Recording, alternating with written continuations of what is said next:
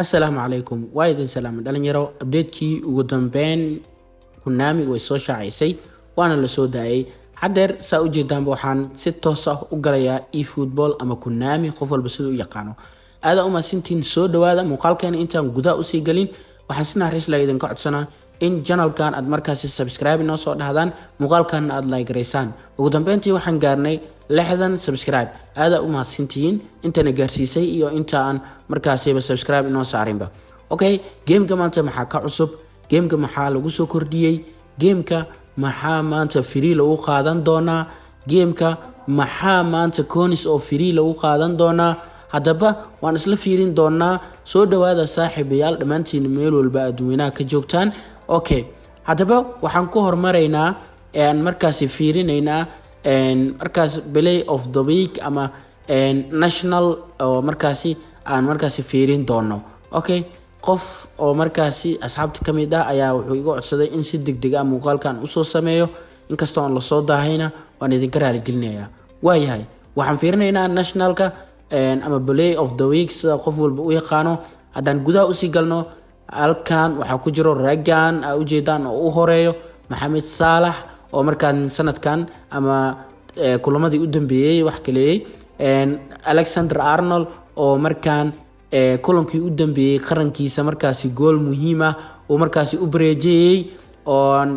iyo ciyaaryahanno badan oo halkan ugu jeedaan ayaa ku jiro adaba ka faa'iideyso hal free ah lagu sii doonaa halkan 100 ayaad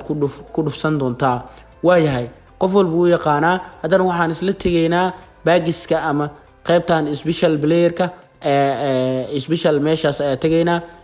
halkan waxa la keenay ragaan muusow saa u jeedin ragaan baa la keenay oo hadeer isbedel oo saas weyn lagu bedelin Isbaanishka intaan kalena sidooda waaye kaliya waxa la bedelay Haaland iyo dadkaas England sidooda ay u yaalaa baagiska ayaan fiirinaynaa marka intaan baagiska markaa fiirinayno baagiska ku dhufanaynaa wixii lagu soo kordhiyay ayaan isla fiirin doonaa baagiskana saa u jeedaanba baagiska Steven Gerrard u horeeyo Fernando Torres oo 500 lagu dhufan doono ama lagu furan doono Lionel Messi Neymar iyo labadii tababar kale ayaa marka sidooda u yaalo halkan wax isbedel ah markaasi kuma dhicin waxa kale oo jirto content coins oo meel luuq ah ku jirto oo aan dadka badankooda fahansaneyn halkan oo connect adan message adan tagno qaybtaas imaano waxa u jeedaan meeshan Konami ay markaas 800 milyan ay ugu dabaaldegayso waxa ku jiro saa u jeedaan content-kaas oo coins iyo markaas content-kaas ay calaamaday iyo GB wax badan ku jiro iyo trading marka hadda content-kaas muhiim ah waxaad ku qaadan doontaa hal ciyaar aad markaas ciyaartay intaan kala waa sidooda wax isbedel lagu ma sameeynin saa hadeer u jeedaanba waa ka soo laabaneynaa marka ka soo laabano saa u jeedaanba qaybtan kale meeshii hadda ku soo laabanay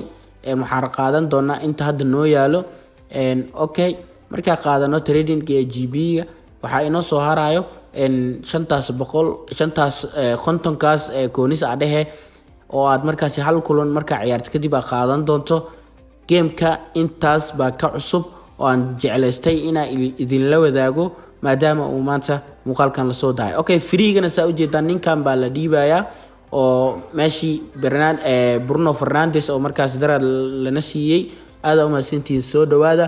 game-ka intaas baa ka cusub maanta waxaan rajaynaa in markaas subscribe aan soo dhihi doontaan oo aad markaas meel fogna gaarsiin doontaan soo dhawaada